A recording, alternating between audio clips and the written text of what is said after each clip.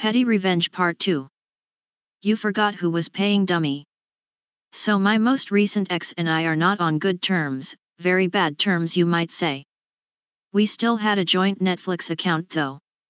However, it was under her email. Furthermore, I was the one paying for it because during lockdown, she wasn't able to get unemployment, so I took over paying for it.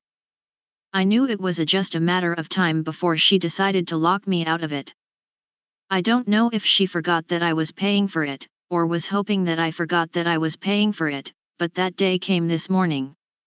So I called up Netflix, apparently just in time because according to the service rep, it was about to renew for another month tomorrow. Cancelled the subscription and started a new one in my name, for cheaper I might add. Now, I would have happily kept paying and not given a shit, and she could have kept using it problem-free because who cares, but she wanted to keep being petty. It's her default mode, so congratulations, you played yourself. Edit, I really wish I could satisfy your collective thirst for her angry response, but I've blocked her on all platforms because I have no desire to have any kind of contact with her again. Second story. Call me lazy girl while you skip off to drink, I'll make you suffer for it.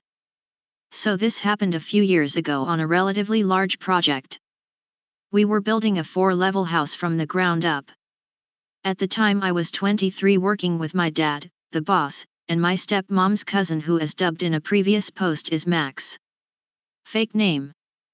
Max is an older gentleman in his 50s, who is, for a lack of a better word, gross.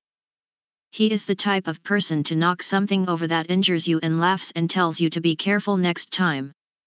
Needless to say, he doesn't think I, 23, female at the time, can do what he can. So he refers to me as girl. Now on to the main part of the story. We had just gotten joists and trusses for the top 2 levels and the roof. It is also 6 p.m., also known as universal quitting time for construction workers, unless you work for my dad. Max, who has been working with us long enough to know we don't quit until after we've cleaned up, has vanished. Dad looks around. Where's Max? I shrug. Go inside and get him. We lived just down the street from this job. So I go and find Max sitting on the couch in his dirty, sweaty clothes and beer in his hand, half gone. Done already, lazy girl? This is a new one and I'm pissed. Dad says we aren't done. He grumbles but downs the rest of his beer and follows me out. We get back and my dad is already moving some of the joists into place and orders me and Max to bring the rest. Sourly I do as asked and grab one. Max dicks around and makes comments about me under his breath. Come on, lazy girl. This one, he says loud enough for everyone to hear, as if I was a sled dog. I think, lovely. Dear readers, cue my petty revenge. I grab one end and do a shuffling walk, thinking at most I'll bang his knee. Painful, but no lasting harm. I hear that sound that I'm pretty sure every guy knows as a gasp/wheeze/pained cry. I turn around to look. Max is standing directly behind the joist, holding squarely in front of his junk, looking like he wants to vomit. I may have done it a couple more times. I was not called lazy girl again. Before anyone defends him and tells me I'm awful, let me tell you how he knows he is supposed to carry these on his side. Also, he never once changed positions over the dozen different ones we moved. He simply wanted me to carry more weight. Third story.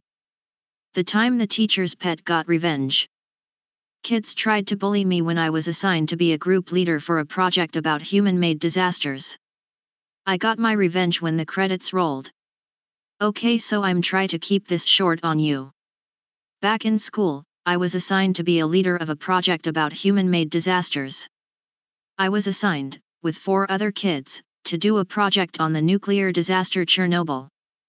I tried my hardest to get the group to work together on the project, but eventually they decided to literally say, "We ain't going to do your project, okay?" And they socialized after. One person agreed to do some simple beautification, but other than that, I was on my own to do the 5-person project. So I hatched a plan. I did the work that I could, but I focused on that end slide showing who did what. I gave full credit to whom deserved it, the one girl that did anything at all, but the rest of the spaces were filled with you/Fluffy Fox loves ass real.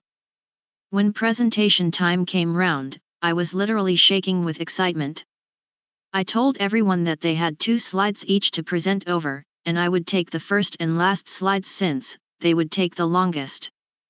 So we went up eventually, and everyone pretty much read off the slides, which were on their own, pretty much C-grade material, until the last slide. I busted out the credits with a big smile on my face, going line by line, staring my group mates and teacher in the eyes while doing so. The look of shock was worth it. I was taken to the side and asked if it was true. I repeated verbatim what they all said, and ensured that the one girl that I credited actually did her job. Given I was a teacher's pet to pretty much every teacher, they obviously didn't know the material by reading off the slides, and I gave credit where credit was due. My story was believed over theirs. I got an A, the girl got a solid C, and everyone else in the group failed the project and had to scramble to pass the class. That's my best petty memory.